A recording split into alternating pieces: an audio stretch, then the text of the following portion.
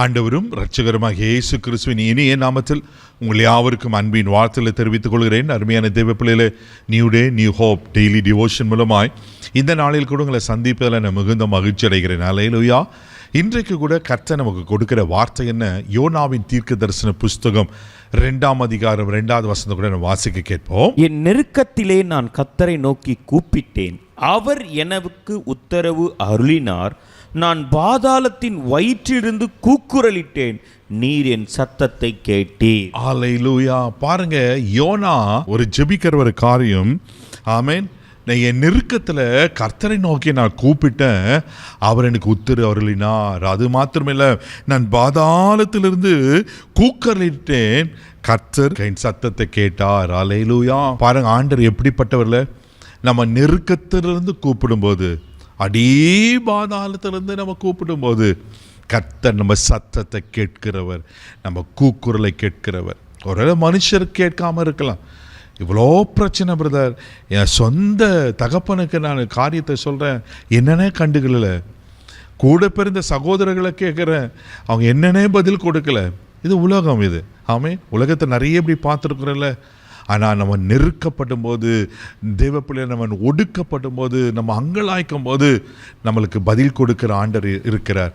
பயப்படாதீங்க, அவர் ஒரு நாள் அவங்களை கைவிட மாட்டார். இந்த சம்பவம் உங்களுக்கு நன்றாக தெரியும்.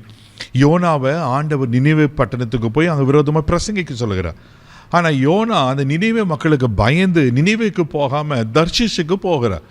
தர்ஷீஷுக்கு போனதுனால அது தேவ சித்தத்தை மீறி அவன் கப்பல் ஏறி தர்ஷீஷுக்கு போனால கடல் கொந்தளிக்கிறது, பெரிய ஒரு சேதம் உண்டாகிறது. யோனா அவனுடைய கீழ்ப்படியாததுனால அந்த கப்பலில் பிரயாணம் பண்ண அத்தனை பேருக்கு கஷ்டம். பாருங்க, கடல் கொந்தளிக்கிறது, பயங்கர சேதங்கள் உண்டாகிறது. அப்போதான் அந்த மாலுமொழி மூலமாக விசாரிக்கும் போது யோனாவே ஒத்துக்கொள்ள, அம்மா என்னால் தான் என்னை தூக்கி கடலில் போட்டுருங்க.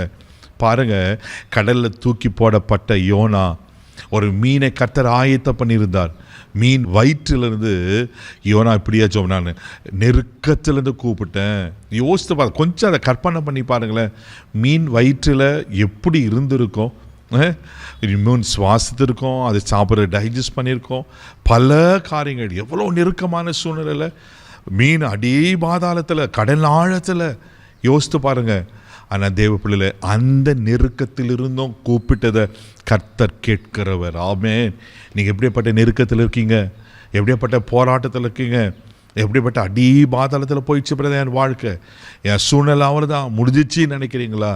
ஆனால் ஒன்று, கூப்பிடுகிற காக்கை குஞ்சிலுக்கு பதில் தருகிற கர்த்தர் உங்களுக்கு அவர் பதில் தருவார். சங்கீதரின் புஸ்தகம் 143ஆம் சங்கீதம் 7வது வசனத்தை நீங்க வாசிப்பீங்கன்னா சங்கீதக்காரன் இப்படியா சொல்லுகிறார், வாசிக்க கேட்போம். கர்த்தாவே, சீக்கிரமாய் எனக்கு செவி கொடும், என் ஆவி தோய்ந்து போகிறது. நான் குழியில் இறங்குகிறவர்களுக்கு ஒப்பா ஆகாதபடிக்கு உமது முகத்தை எனக்கு மறையாதேயும். பாருங்க, தாவீது ஒரு இப்படியா விண்ணப்பம் பண்ற, கர்த்தாவே சீக்கிரமா எனக்கு செவி கொடும், என் ஆவி தோய்ந்து போகிறது. நான் குழியில் இறங்குகளுக்கு ஒப்பாகாதபடிக்கு உமது முகத்தை மறைவாதேயும். ஆண்டவரே, சீக்கிரமா எனக்கு பதில் தாங்க ஆண்டவரே. தெய்வ பிள்ளையில, ஒருவேளை உங்க வாழ்க்கை கூட இப்படி நெருக்கத்தில் இருக்கா? பயப்படாதீங்க. நம்ம ஆவி தொய்ந்து போயிருக்கா? பயப்படாதீங்க. ஆண்டவர் உயிர்ப்பிக்க உண்மையில் இருக்கிறார்.